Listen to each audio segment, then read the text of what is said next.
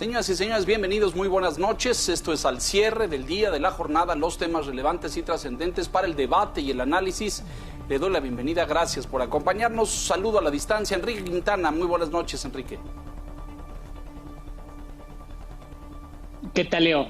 Muy buenas noches a todos. Bienvenido, gracias. Don Víctor Piz, buenas noches, bienvenido. Gracias, buenas noches a todos. Muy buenas noches. Don Pablo Iriart, gracias, muy buenas noches. ¿Qué tal? Buenas noches. Muchas gracias. Déjeme decirle que cae pues una tormenta sobre la Ciudad de México esta tarde. Seguramente usted ya ha tenido oportunidad de percibirlo. Granizo en muchas zonas. Más de 6 alcaldías han sido afectadas, así es que esperemos que esto no sea un obstáculo para la transmisión esta noche. Abrimos con pues lo primero sucedido en las últimas horas en la Ciudad de México, entre marchas, protestas, destrozos, ya hay que decirlo, vandalismo también. Un grupo de manifestantes esta tarde. A lo mejor el primer referente, y déjeme ir hasta allá, sucedió el jueves pasado en Guadalajara, Jalisco, donde un grupo de encapuchados, de jóvenes embosados con el rostro cubierto, atacaron el Palacio de Gobierno en la capital de Jalisco. Protestaban en ese momento allá en Guadalajara por la muerte de este joven Giovanni a manos de la policía, y bueno, pues protestaban por lo que llamaron abuso policíaco. Al día siguiente, viernes por la tarde, aquí en la Ciudad de México se registró otra marcha, esta pues muy agresiva, violenta. Fueron pues hacer pintas y destrozos y golpeteo ahí a las inmediaciones de la Embajada de los Estados Unidos en Paseo de la Reforma en la Ciudad de México, aunque con vallas metálicas, protegida la embajada, pues los vándalos hicieron de las suyas, atacaron la embajada, lanzaron petardos, bombas con humo, etcétera, y después marcharon por Paseo de la Reforma realizando una serie de destrozos a locales comerciales, a ventanales, a paradores, a oficinas, hasta llegar a Polanco, a la sede del gobierno de Jalisco, ahí en la esquina de Campos Elíseos y Rubén Darío, donde llegaron a protestar. Ahí los esperaba un contingente policíaco, de estos policías de la Ciudad de México que parecen granaderos, pero no son granaderos, dice la señora Sheinbaum, porque pues no portan lo que portaban antes los granaderos, que eran macanas y algunos elementos represivos, pero traen casco, equipo protector y escudos. Y ahí pues los fueron un poco cercando, empujando, marcharon hacia Mariano Escobedo y después se fueron dispersando. Esta tarde, nuevamente en la Ciudad de México, pues otra marcha, otro grupo de manifestantes en Paseo de la Reforma que hicieron pues otra serie de destrozos. Y bueno, han sido distintas las causas. Uno, pues este joven Giovanni en Guadalajara. Otro, la muerte de este ciudadano afroamericano en Minneapolis, en Estados Unidos, George Floyd, que provocó, lo reportamos aquí ampliamente, esta serie de protestas en muchas ciudades de los Estados Unidos. Y luego la brutalidad policíaca aquí, dicen los manifestantes, por lo que sucedió el viernes. Prácticamente no hubo arrestos. La señora Sheinbaum se mostró muy molesta, muy enojada, porque algunos policías pues detuvieron a 2 o a 3 jóvenes el pasado viernes. Pero bueno, esto ha presentado un escenario de protesta, de vandalismo. El embajador de los Estados Unidos, déjeme compartir esto con usted, pues subió unos tweets. Es un diplomático muy activo en redes, hay que decirlo, está muy presente, interactúa con quienes le tuitean, y bueno, pues subió varios tweets quejándose acremente de que los medios habíamos calificado de protesta y de marcha, cuando no era otra cosa, dice el embajador, que un vulgar acto de vandalismo y de delincuencia. Lo subió a las redes y recibió muchos comentarios a favor, por cierto, hay que decirlo. Pero bueno, el análisis sobre estos hechos, ¿están relacionados los de Jalisco y los de la Ciudad de México? Pablo Iriart, empezamos contigo, por favor. Gracias, no, has hecho una brillante síntesis de los aciagos días que estamos viviendo. Sí, desde luego que sí, hay una relación entre lo que sucedió el jueves en Guadalajara y lo que sucedió en la Ciudad de México el día viernes. Esto está alentado, lo de Guadalajara, por Morena, por sus propagandistas, por el gobierno federal. Hemos visto una campaña devastadora en contra del gobernador Enrique Alfaro, que a lo mejor es muy malo, no lo sé, pero en este caso del joven que mataron unos policías en Ixtlahuacán de los Membrillos, no tiene absolutamente nada que ver el gobernador. Les molesta, les irrita. ¿Por qué? Porque ven ahí a una figura política que ha crecido, porque manejó bien el tema de la pandemia. Lo ha hecho mucho mejor que las autoridades federales. Jalisco ocupa el lugar 29 en letalidad por el coronavirus y ha tenido, a pesar del boicot del gobierno, al negarle los permisos inclusive para importar pruebas de COVID, ha respondido con seriedad, no con escapularios, ni con tréboles, ni con las gotas de no sé qué cosa, de gotitas de limón, no. Lo ha hecho bien y la letalidad en Jalisco ha sido mejor. Lo están tundiendo de una manera impresionante y de una manera muy hipócrita, porque también el gobierno de Morena en Baja California y en Tijuana, donde también gobierna Morena, el día 29 de marzo mataron 5 policías a un muchacho más joven todavía que Giovanni, porque le aplastaron con el pie el cuello hasta que ya no pudo respirar y se murió. Lo mataron y ahí no dicen nada, no pasa absolutamente nada. Y en la manifestación del jueves en Guadalajara, había gente de Mérida, de la Ciudad de México, también de Guadalajara, de otras entidades y muchos miembros de Morena, como lo especifica hoy una gran nota del corresponsal del Financiero en Jalisco. Y luego, al día siguiente, salvo que alguien crea en las casualidades, también esta marcha, que no le llamemos protesta, el embajador tiene toda la razón.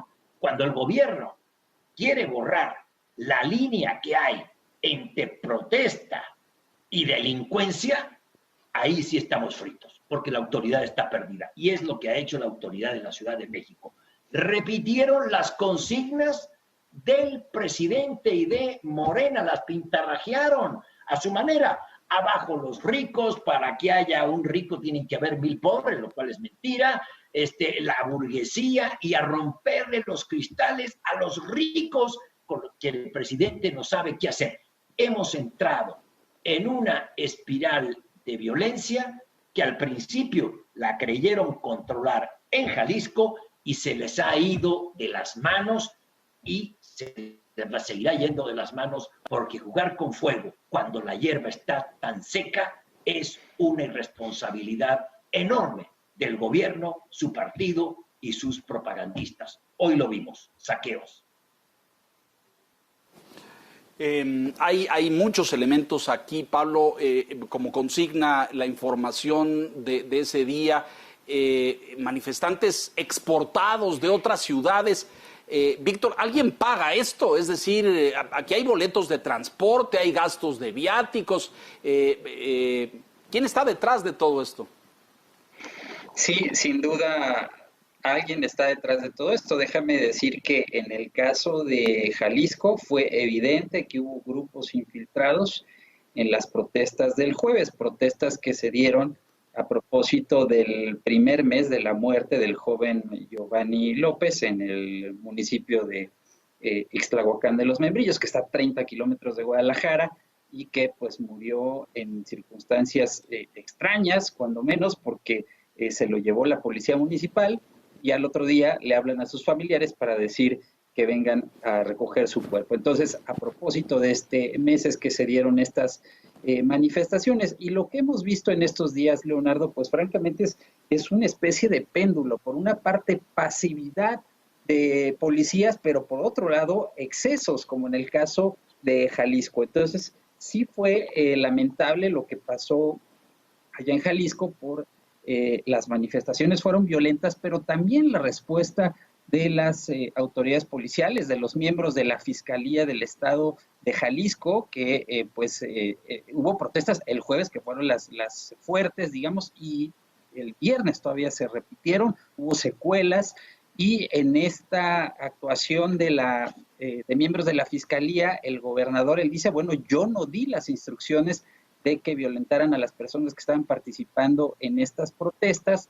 Fue la Fiscalía, dijo, vamos a investigar qué pasó, se llevaron a mucha gente detenida y me llama la atención, quiero ahí subrayar este tema, que el gobernador incluso advierte que en las corporaciones policíacas, concretamente la Fiscalía del Estado, podrían estar coludidas o podrían estar infiltradas por miembros de los cárteles. Entonces, creo que también esa es otra vertiente en donde, vuelvo a tu pregunta, ¿quién está detrás de esto? Bueno, podría estar hasta el crimen organizado detrás de esto, financiando a estos grupos. ¿No? Y una hipótesis importante, una arista importante, subrayar ahí el hecho de que Enrique Alfaro, gobernador de Jalisco, liberó a todos los detenidos al día siguiente, en el transcurso del viernes o del sábado en la mañana, todos quedaron en libertad. Enrique, se consigna la presencia de una funcionaria de gobernación en la marcha de Jalisco. ¿Tenemos confirmación de esto?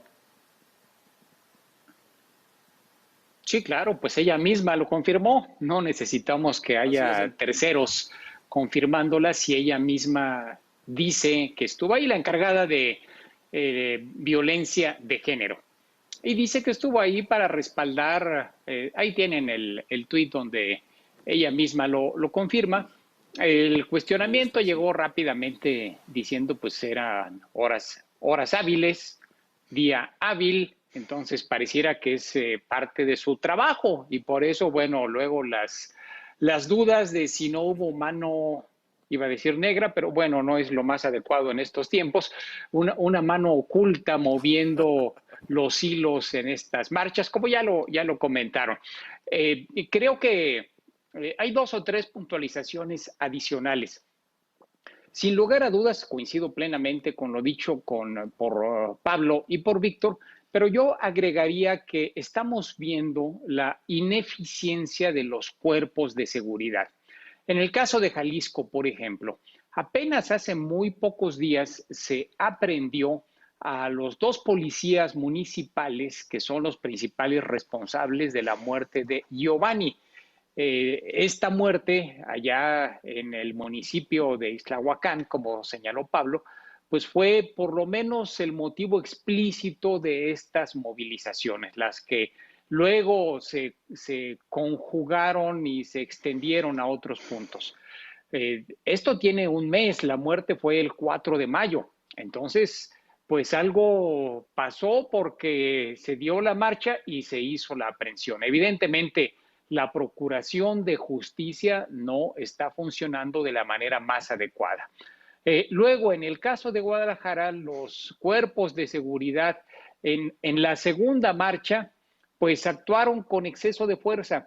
Evidentemente no tienen el adiestramiento adecuado para enfrentarse a estas circunstancias de motines. En otros países, cuando se tiene el equipamiento y las habilidades necesarias por parte de los cuerpos policíacos, se confina, se detiene a los que intentan hacer el tipo de cosas que estamos viendo en la pantalla, pero de una manera, digamos, más efectiva, sin necesidad de liarse a golpes, como ocurrió luego en el caso de la Ciudad de México, donde patearon a una chica que efectivamente los estaba golpeando con un tubo.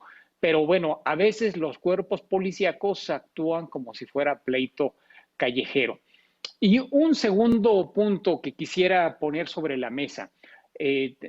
Ya se detuvo en el caso de la Ciudad de México a los policías que fueron los responsables de la agresión a esta chica Melanie, la que vimos en fotos y videos. Sin embargo, no hay, hasta donde yo conozco, ningún consignado por los destrozos realizados en comercios y en casas habitación. Entonces, da la impresión de que la principal preocupación del gobierno es que las fuerzas policíacas no se propasen.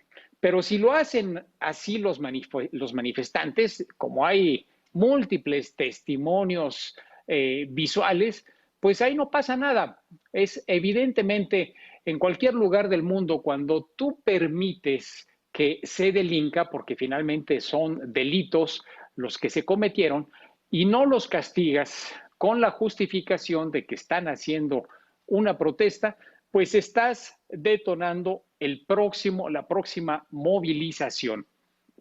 Y creo que hasta ahora nos ha salido barato, entre comillas, en cuanto a la gravedad de las lesiones de las dos partes, de los propios policías, porque bueno, tuvimos aquel que se intentó quemar en el caso de Guadalajara, aquel a quien literalmente le prendieron fuego, o a los manifestantes, como en el caso de los golpes que recibió Melanie. Sin embargo, si no se actúa de manera prudente, racional, tiene razón Pablo en el sentido de que esto puede escalar y se nos puede salir de control y en una de esas vamos a tener lesionados graves de una o de otra parte. No quiero pronosticar nada, pero cuidado porque movilizaciones de esta índole luego son las que encienden, las chispas que encienden cosas como las que estamos viendo en Estados Unidos. Así que ojalá la autoridad se preocupe por los dos lados, por sí, que los cuerpos policíacos actúen de manera eficaz, no agredan innecesariamente o en la forma en que lo hicieron a Melanie, pero también que no sucedan estas cosas como las que estamos viendo ahí en la pantalla, donde evidentemente hay delitos porque pues nadie puede llegar a tu casa y romperte los cristales así como así. Bueno, o por lo menos nadie debiera, o la ley tendría que proteger que eso no sucediera. Claro. El viernes no sucedió. Y aquí me parece, y vale la pena profundizar en este argumento de la autoridad en el sentido de proteger a los manifestantes, a estos que el embajador de Estados Unidos llama delincuentes y fascineros, llama vándalos, y que puedan hacer todos estos destrozos, como tú dices, Enrique, para evitar que sean violentados por las fuerzas del orden y de la seguridad. Pero ahí la línea es bien delgada, porque tal pareciera que ellos sí pueden pues lanzar bombas sobre los agentes de seguridad o piedras o prenderle fuego, como al que vimos en Jalisco. Es decir, el equilibrio ahí está muy difícil y parece que la autoridad en la Ciudad de México está pues con los dados cargados de un lado y pues no de proteger a la comunidad entera y a la propiedad privada que también tiene derechos. Pablo. Sí, y agrego más a lo que bien decía Enrique, la autoridad en la Ciudad de México sí ha metido a la cárcel ya a 2 policías por la agresión a Melanie. La señorita Melanie llevaba un tubo y agredió a policías con un tubo. Bueno, no debieron haberla golpeado en el piso, pero en una refriega suelen suceder estas cosas, está bien que se castigue, pero del otro lado no pasa nada. Hay 10 policías que fueron heridos, la mayoría mujeres policías, y por esas nadie dice absolutamente nada. A una mujer policía, en la crónica de David Vela hoy en El Financiero, la agredieron con una lámina de señalización y le abrieron la barbilla. Bueno, esa 1 centímetro abajo, 2 centímetros abajo, la degüella, la mata. Y esa gente, la señora Sheinbaum y la autoridad capitalina, las protege, los liberan, váyanse. Los heridos policías, estos no hacen ruido. Por Dios, ¿en qué mano nos están dejando? Nos están dejando en las manos que vimos hoy. Es cierto, nos ha salido barato, pues a las tiendas y a las que saquearon hoy no, a los edificios de los ricos, tampoco les salió barato. Y si esto escala con la complacencia de la autoridad, nos va a costar como sociedad, porque ya lo tocaremos más a detalle, nos están queriendo enfrentar desde la cúspide de la pirámide del poder político, al estigmatizar a quienes piensan diferente o a quienes tienen un patrimonio. Lo que está sucediendo en México es de llamar la atención y si no, si lo ven esto como una opinión parcial o al calor de los acontecimientos que nos impactan, vean el editorial de este periódico británico, que es el Financial Times. El Financial Times, el moderadísimo y prudente Financial Times, diciendo, cuidado, México va hacia una venezolanización, como Venezuela, si la oposición no se une. Cuidado. Muy grave estas palabras. Por cierto, Víctor, yo no he visto, no sé si ustedes hayan visto ya el saldo o el reporte de los actos de hoy en la tarde en Paseo de la Reforma en la Ciudad de México. ¿Hay algún reporte ya? No, todavía no, pero sí llama la atención porque fíjate, fueron casi 4 horas de manifestaciones, arrancaron el Ángel de la Independencia, caminaron por Reforma, Avenida Juárez, vandalizaron terriblemente el hemiciclo a Juárez como ya lo han hecho en otras ocasiones, también grupos de anarcos, entraron al centro histórico de la Ciudad de México, pasaron por Madero, por 5 de Mayo y hicieron destrozos en una tienda deportiva que fue la que saquearon, tiendas de conveniencia, sucursales bancarias, edificios públicos, en fin, y de ahí se movieron a la sede de la Fiscalía de Justicia de la Ciudad de México, en la Colonia Doctores, donde también hicieron ahí protestas, ahí hicieron un pronunciamiento, atacaron también a representantes de los medios de comunicación, en fin, 4 horas vandalizando en distintos puntos de la ciudad y pues lamentablemente de esto no hay un solo detenido y pues esto ya raya obviamente en la impunidad. Pues sí, ciertamente. Enrique, movámonos ahora a analizar este discurso del presidente de la República este fin de semana, me parece que lo pronunció el sábado o el domingo, no lo sé, que ha causado pues grandes reacciones en medios, en columnas, en agencias internacionales también. Pareciera que la línea es el conmigo o contra mí, donde establece esta diferencia nuevamente entre conservadores y liberales. Qué bueno que se definan, dijo el presidente, nada de medias tintas, o somos conservadores o somos liberales, se está por la transformación o en contra. Un mensaje de polarización, Enrique. Mira, el contexto, Leo, de este mensaje del sábado, efectivamente, fue la referencia que hizo Enrique Krause, el conocido historiador, en un tuit a la actitud de Alfaro, de Enrique Alfaro, comparándolo con Mariano Otero. Mariano Otero es un personaje del mundo liberal del siglo XIX, de la época de la Reforma, y pareciera que esa comparación que hizo Krause de Alfaro con Otero, pues no gustó nada al presidente. Y bueno, lo comparó con Lucas Alamán, uno de los más connotados conservadores de aquel tiempo, comparó a Krause con Alamán, y adicionalmente citó un texto de Melchor Ocampo donde dice que los liberales moderados en realidad son conservadores. Y aprovechó esa referencia para traerla hacia el presente diciendo que pues ya es tiempo de definiciones, que se está con la transformación o se está en contra de ella. Así lo dijo, no hay medias tintas, no puede haber un punto intermedio donde algunas cosas gusten, otras no, donde hay acuerdo parcial, no, es todo o nada. Y el tono evidentemente es lo que ha alarmado, porque el que califica si estás con la transformación o estás en contra de ella, pues es el propio presidente.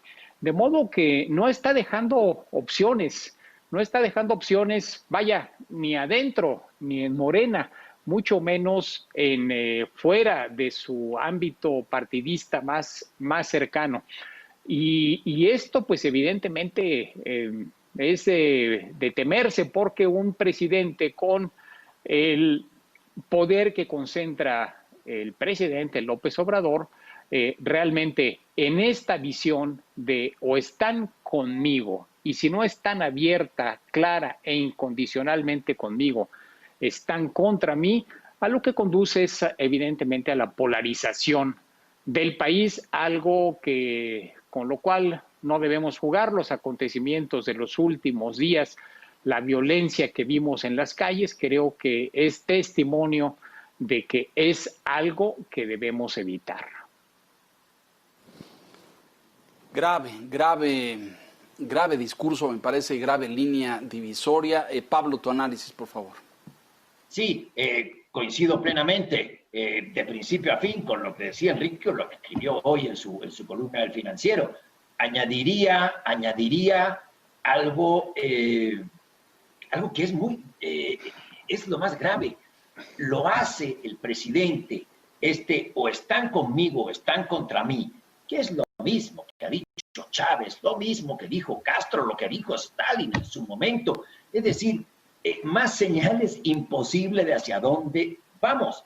Pero hoy leía un artículo espléndido, por cierto, de Vanessa Rubio, en donde hablaba de lo que dijo las últimas palabras del joven George Floyd, del señor George Floyd, antes de que al morir: no puedo respirar. Dice que esa es una frase icónica para nuestro tiempo. Trasladémosla a México. La empresa está totalmente asfixiada en México. La iniciativa privada está asfixiada. Los empleos se pierden por cientos de miles. Son millones los que están dejando de percibir un ingreso. Serán millones los que van a las filas de la pobreza. La sensatez de cualquier persona que está a cargo de la nave es: vamos a unir para que rememos en una misma dirección. Y resulta que el presidente de la República sale a decir que estamos unos contra otros. El que no está conmigo está contra mí y mis enemigos, y revive estas guerras del siglo antepasado, por favor. Entonces, lo que tenemos es, en México, el grito: nos están asfixiando a los ciudadanos y el presidente nos quiere confrontar. Desde luego que es absurdo caer en la provocación, porque además tienen toda la fuerza.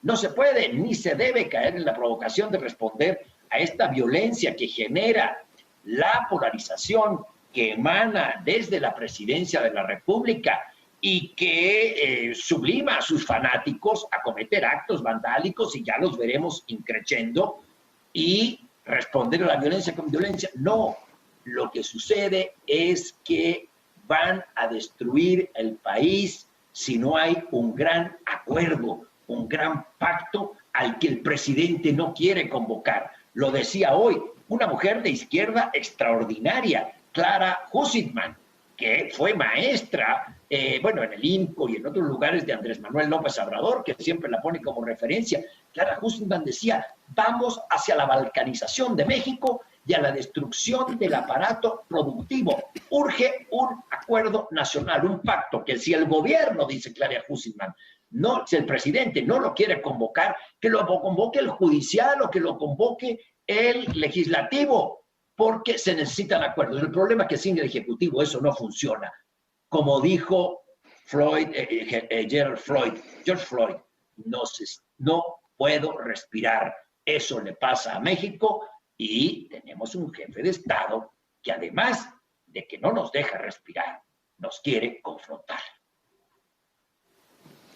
Sí, todos los días. Y además este discurso pues cierra el paso a la crítica, cierra el paso a la pluralidad, cierra paso a la vida democrática del país. O conmigo y son de mi partido, o están en contra y son mis enemigos. Déjenos hacer una pausa, vamos rápidamente a mensajes, regresamos con más.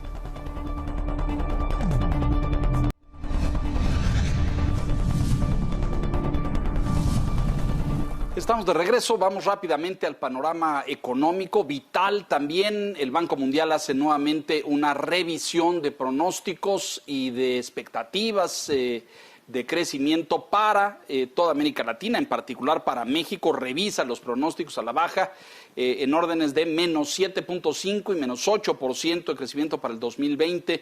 Víctor, y además pues se habla de este tema ya en todos los rincones del planeta, la recesión más grande de la economía mundial desde la Segunda Guerra Mundial. Víctor. Sí, hoy el Banco Mundial presentó una actualización de sus previsiones económicas. Como recuerdas, en el Banco Mundial, el Fondo Monetario Internacional, siempre tiene sus reuniones regulares, la reunión de primavera, la reunión de otoño, y dada la pandemia, bueno, en esta ocasión la reunión de primavera pues fue una reunión virtual. Ahora lo que está haciendo, en ese momento presentó una actualización de sus previsiones, y ahora lo que está haciendo es una revisión. Lo interesante de este documento que presentó es lo que dices. El Banco Mundial está esperando que la economía global caiga, se hunda en la peor recesión desde la Segunda Guerra Mundial. Eso por una parte. Por otra, está anticipando que por primera vez, fíjate, por primera vez en 150 años, desde 1870, se va a contraer el producto per cápita, o sea, el producto por habitante, como nunca se había visto desde esta fecha que menciono, 1870, en tantos países. O sea, esta crisis pandémica, como se le ha llamado, va a ser devastadora para la economía mundial. En esta actualización de cifras está esperando que haya una caída de 5.2% de la economía mundial en este año, Estados Unidos 6.1% abajo, la zona euro será la más afectada del mundo, porque bueno, ahí tuvimos también un foco muy intenso de contagios y de muertes, 9.1%, fíjate, Japón, una economía grande, 6.1%, China será de las pocas que tenga crecimiento, solo 1%, y en el caso de México se está esperando una contracción de 7.5%, está muy alineada con el resto de otros organismos internacionales.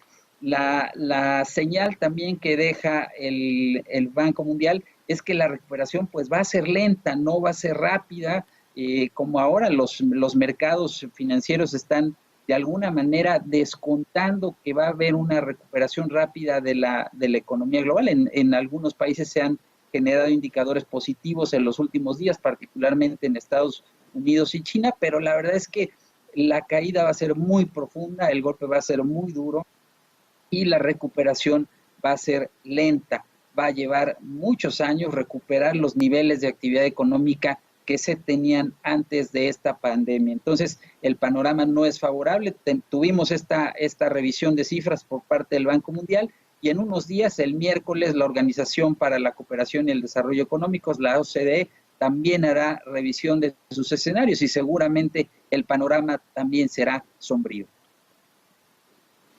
Pues sí, muy grave. Enrique, por favor. Mira, haciendo unas cuantas multiplicaciones, si el pronóstico del Banco Mundial resulta cierto, ¿cuándo crees que recuperaremos el nivel del Producto Interno Bruto que teníamos en 2018? Es decir, a la llegada de este gobierno. 2023, hacia finales del 2023. Y el Producto Interno Bruto per cápita, es decir, por habitante, pues dependiendo de cómo vaya el crecimiento de la población, pero muy probablemente hacia 2024 o 2025, ya en la siguiente administración. Y la razón es la siguiente: si la economía cae en 7.5% este año y se recupera solo en 3% el próximo. Suponiendo que aún en 2022 crezca otro 3%, ni así estará alcanzando el nivel que tenía antes de comenzar este gobierno. Es decir, sería verdaderamente sorpresivo que tuviéramos ritmos de crecimiento que nos permitieran impedir que al final el saldo sea cercano a cero. Eso es lo que se dibuja por la gravedad de la crisis y por la falta de condiciones de recuperación. El Banco Mundial, en su estimación, coincide con lo que muchos señalan, en el sentido de que la forma que tendrá la caída y luego la recuperación es esta palomita de la famosa marca de zapatos de Nike. Entonces, una caída brusca y luego una recuperación larga, prolongada, porque viene poco a poco. Eso es lo que sucedería muy probablemente en México. El presidente López Obrador señaló que tendríamos una B, es decir, una caída fuerte este año y luego un crecimiento fuerte el próximo año. Francamente, se ve poco viable, porque a la coyuntura de la pandemia hay que sumarle la coyuntura de la desconfianza, de lo cual hemos hablado en múltiples ocasiones, que ha conducido a que muchos inversionistas estén retrayendo sus proyectos, que estén posponiendo, difiriendo o llevándose sus proyectos a otros lados. El último dato que tenemos de la inversión corresponde a marzo y trae nada más una caída de 11%. Así que, pues ese es el clima económico en el que estamos en este momento. Un clima muy adverso para todo, para la inversión, para el empleo, el crecimiento, Pablo. Sí, estos datos puntuales que señalaba Víctor Piz nos llevan también a plantear una pregunta. ¿Cómo vamos a llegar de aquí a la recuperación? ¿Por qué? Porque no se está apoyando a la planta productiva, no se está apoyando el empleo. Han habido múltiples, cientos de propuestas, todas ellas seguramente con un grado de sensatez y otras cosas que habrá de desecharse, pero vamos a llegar destruido. No es lo mismo levantar una economía, ya me corregirán Víctor y Enrique, no es lo mismo levantar una economía con las empresas vivas, con sus signos vitales todavía funcionando, que con empresas muertas. Aquí el 90-95% de las empresas que dan el empleo a la mayor cantidad de mexicanos son empresas pequeñas y medianas y micros, y han matado a la micro y van en vía de extinción gran parte de medianas y pequeñas empresas. ¿Por qué? Para gastarse el dinero en el tren, en la refinería, en aumentar la producción de petróleo y en otros proyectos que son inviables, y démosle el beneficio de la duda. Ya, ok, sí, su refinería va a ser buena. ¿Cuándo va a empezar a dar resultados?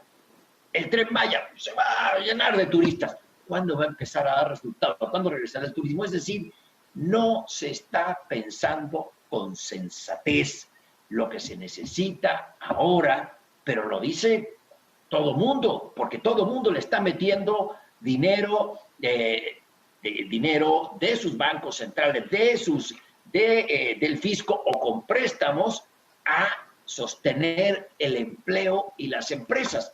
Menos en México, que quiebren, es problema de ellos.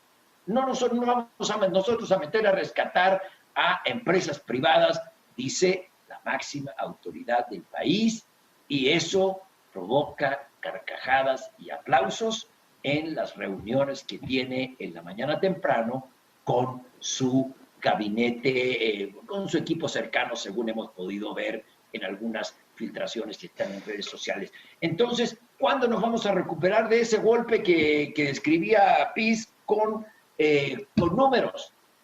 Pues, quién sabe. y cómo vamos a llegar, cómo va a estar la sociedad de desgarrada, de lastimada, no sé. No estamos en buenas manos y es momento de pensar en lo esencial y estar unidos quienes creen que esto solo se resuelve con sensatez y no caer en las provocaciones ni de la confrontación ni del silencio. Hay muchos que dicen, ya no critiquen, hombre, es hacerle el juego. No. Hay que estar diciendo, mientras tengamos la voz, hay que estar diciendo todos los días, señor, está usted equivocado. Ciudadanos, cuidado, porque nos llevan a una confrontación y a una bancarrota muy grave. Víctor, ¿tenemos algún reporte de quiebre de empresas o de cierre de operaciones comerciales en organizaciones empresariales? ¿Hay ya algo a este respecto o no hay nada? Bueno, hoy, por ejemplo, Altos Hornos de México comunicó que 2 de sus subsidiarias obtuvieron de un juez el recurso que se conoce como concurso mercantil, que lo que permite es estabilizar sus finanzas y poder renegociar su deuda con sus acreedores. Se trata de una empresa grande, sin duda, una empresa que tiene una referencia importante en el sector siderúrgico en México, y no ha habido otros casos hasta ahora conocidos de empresas grandes que estén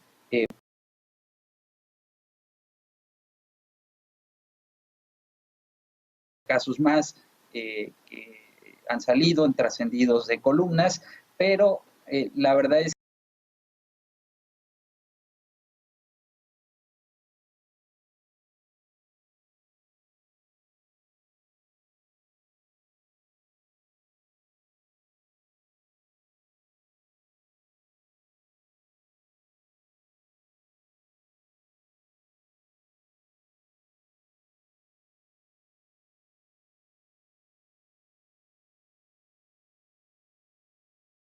empleo formal en el escenario sí es muy complicado, es muy difícil, se ve muy cuesta arriba. Todavía, de hecho, no hemos tocado fondo. Estamos en el peor trimestre de esta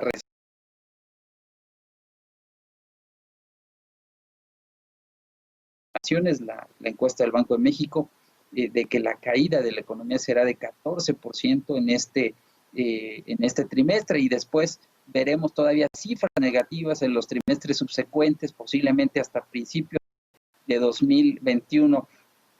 Déjame referirlo así, un ejemplo quizá burdo, pero estábamos en arribita de la planta baja, quizás en un lobby, y con esta caída nos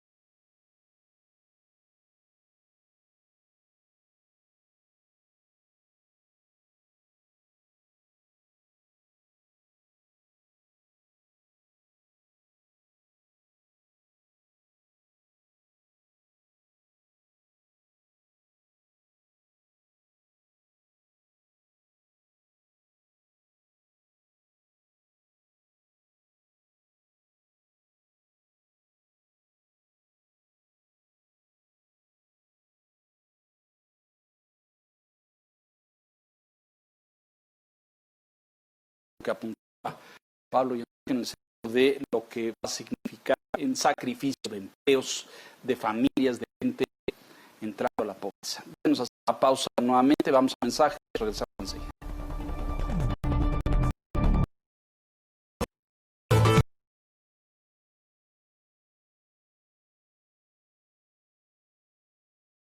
Lejos de haber salido de los titulares y de las noticias más importantes de la información, la autoridad sanitaria confirma hoy más de 120,000 contagios y una cifra de 14,053 decesos.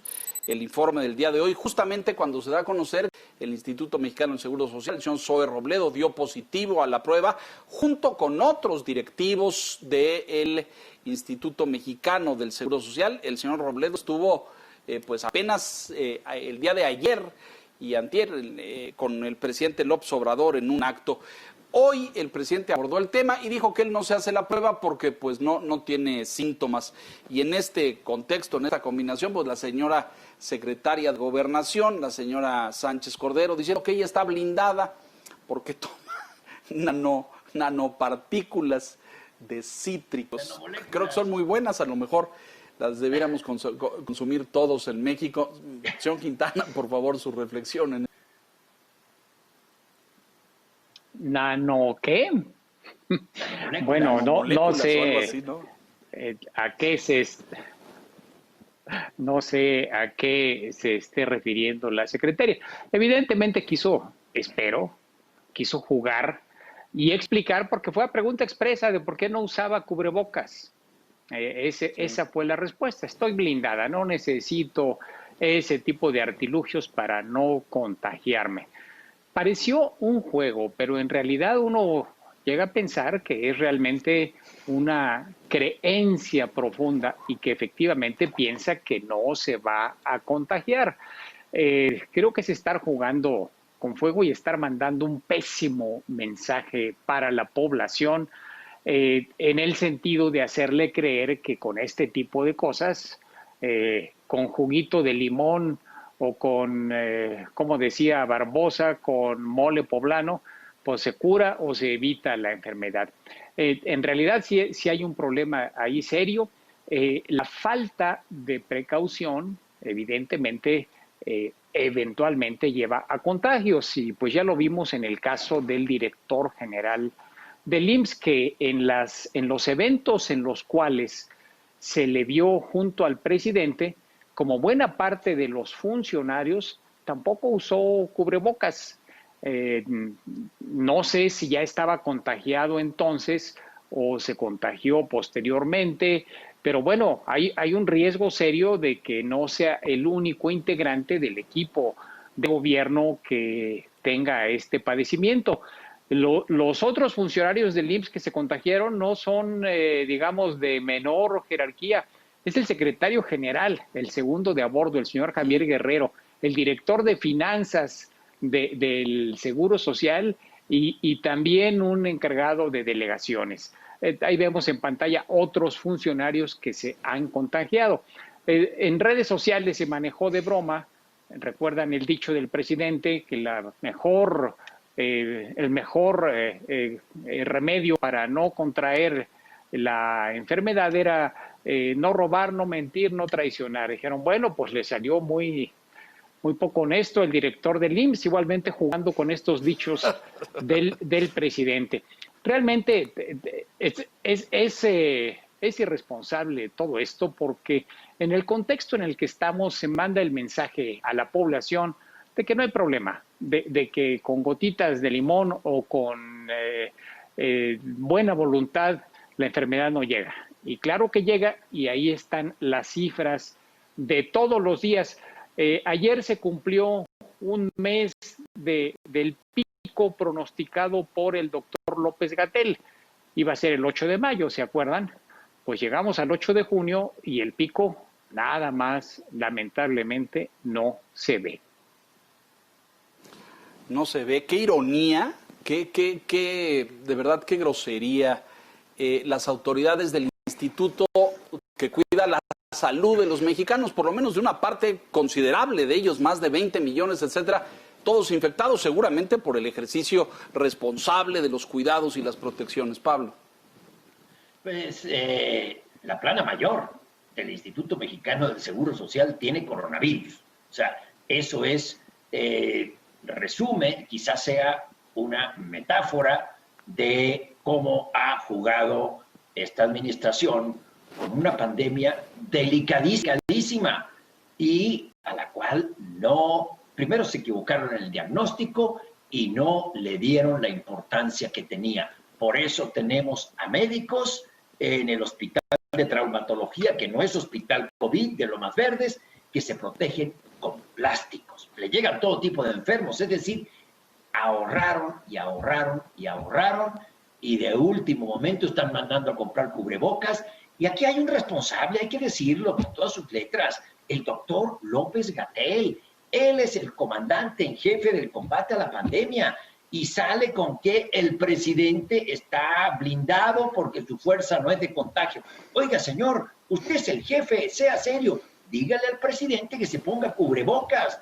Si ha estado conversando sin cubrebocas con personas que se han contagiado, como es la señora Irmeréndira Sandoval y ahora Zoé Robledo, con quien estuvo hace unos días, bueno, señor, si usted no tiene síntomas, puede